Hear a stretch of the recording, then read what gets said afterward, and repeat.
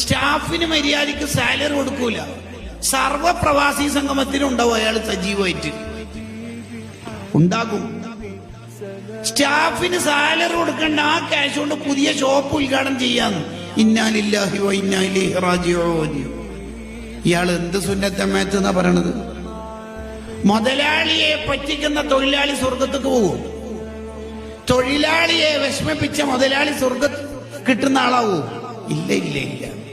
ഹുക്കൂക്കുകൾ, കടപ്പാടുകൾ കൃത്യമായി നിർവഹിക്കണം.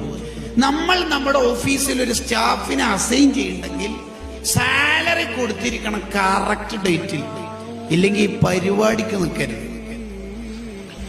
അതുകൊണ്ടാണ് കുടുംബത്തിൽ തന്നെ പാവപ്പെട്ടവരുണ്ടായി, ആ പാവപ്പെട്ടവർക്ക് സഹായം നൽകാതെ, അവരെ സഹായിക്കാതെ സംഭാവനകൾ ചെയ്യുന്ന ആൾക്കാരുടെ സംഭാവനകൾ സൂഫിയാക്കൾ സ്വീകരിക്കാറില്ല എന്ന് ഇമാം ഷഅറാനി റഹ്മത്തുള്ളാഹി അവിടുത്തെ ഹാദിൽ ഹാഇരീൻ ഇലാ റുസൂമി അഖ്ലാഖിൽ ആരിഫീൻ എന്ന കിതാബിൽ എഴുതി വെച്ചത്.